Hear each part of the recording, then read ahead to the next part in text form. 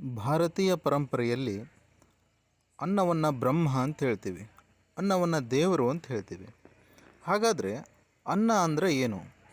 ಯಾವುದೋ ಧಾನ್ಯವೊಂದರಿಂದ ಸಿದ್ಧವಾದ ಪಾಕನ ಅಥವಾ ತನ್ನ ಸಂತತಿಯ ಪೋಷಣೆಗಾಗಿ ತಾಯೊಂದರ ಎದೆಯಿಂದ ಮಿಡಿದ ಸುಧೆಯ ಅಥವಾ ಒಂದು ಮೃಗಕ್ಕೆ ಬೇಟೆಯಾಗಿ ದೊರೆದಂತಹ ಪಶುವ?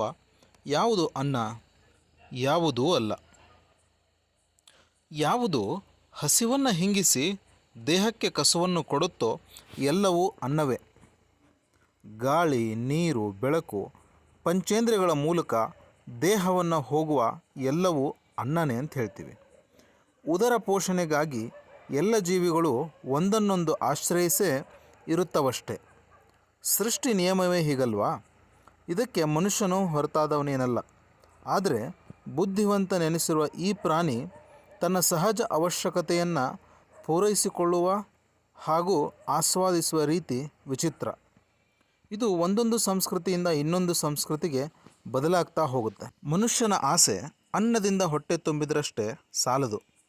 ಮನುಷ್ಯನ ಅನ್ನ ವ್ಯಾಪ್ತಿ ಜೀವಕೋಶವನ್ನು ಭರಿಸಿಕೊಳ್ಳುವುದಷ್ಟೇ ಸೀಮಿತ ಅಲ್ಲ.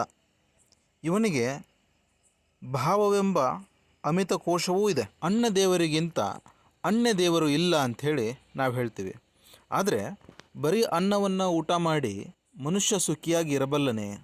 ಇಲ್ಲ. ಹೊಟ್ಟೆ ತುಂಬಿದ ಮೇಲೂ ಯಾವತ್ತೂ ಸಾಕು ಅನ್ನದ ಜೀವಿ ಏನಾದರೂ ಇದ್ದರೆ ಅದು ಮನುಷ್ಯ ಮಾತ್ರ. ಇನ್ನೂ ಬೇಕು ಅನ್ನೋನು ಮನುಷ್ಯ ಮಾತ್ರ. ಬಗೆ ಬಗೆಯ ಭಕ್ಷ್ಯಗಳು, ಭೋಜ್ಯಗಳು, ಅಮೃತ ಸತ್ವ ಇರುವಂಥ ಆಹಾರವನ್ನು ಅನ್ವೇಷಿಸಿದರೂ ಹೊಸ ರುಚಿಗಾಗಿ ಹಾತೊರೆಯುವ ಮನುಷ್ಯ ಏನೇ ತಿಂದರೂ ಕೂಡ ಇನ್ನೂ ಹಸಿವು ಕಡಿಮೆ ಆಗಲೇ ಇಲ್ಲ. ದಿಟದ ಹಸಿವು ಹುಟ್ಟದೆಯೇ ಅನ್ನಕ್ಕೆ ರುಚಿ ಮಾಡುವುದಾದರೂ ಸಾಧ್ಯವಾ?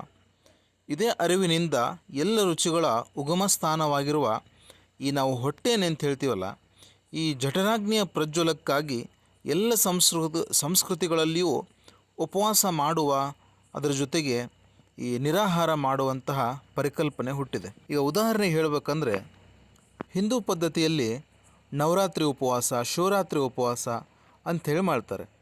ಇನ್ನು ಬೇರೆ ಬೇರೆ ಧರ್ಮಗಳಲ್ಲಿ ನೋಡೋದಾದರೆ ರಂಜಾನ್ ಆಗಿರ್ಬೋದು, ಕ್ರಿಸ್ತರು ಗುಡ್ ಫ್ರೈಡೇಕ್ಕಿಂತ ಮುಂಚೆ ಮಾಡುವಂತಹ ಉಪವಾಸಗಳಾಗಿರಬಹುದು, ಜೈನರು ಮಾಡುವಂತಹ ಚಾತುರ್ಮಾಸಗಳಾಗಿರಬಹುದು, ಎಲ್ಲವುಗಳ ಉದ್ದೇಶ ಒಂದೇ.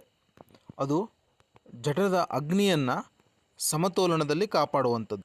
ಉಣ್ಣುವ ಮುನ್ನ ಹಂಚಬೇಕು ಎಂಬ ವಿವೇಕವನ್ನು ಮಾನವನಿಗೆ ಸಂಸ್ಕೃತಿ ನೀಡುತ್ತೆ.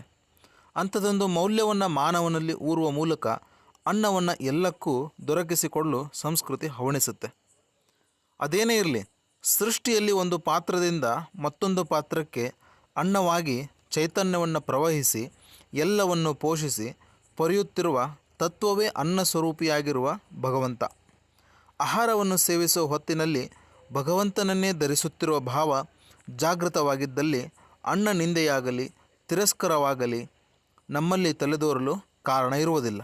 ಇದು ಎಲ್ಲದರ ಜೊತೆಗೆ ಅನ್ನವನ್ನು ನೀಡುವ ಆ ಭಗವಂತನಿಗೆ ಹಾಗೂ ಆ ಭಗವಂತ ಸ್ವರೂಪಿ ರೈತನಿಗೆ ಸದಾಕಾಲ ಸ್ಮರಿಸೋಣ ಅಂತ ಹೇಳ್ತಾ, ಮತ್ತಷ್ಟು ಮಾಹಿತಿಗಳೊಂದಿಗೆ ಮುಂದಿನ ವಿಡಿಯೋದಲ್ಲಿ ಭೇಟಿಯಾಗೋಣ.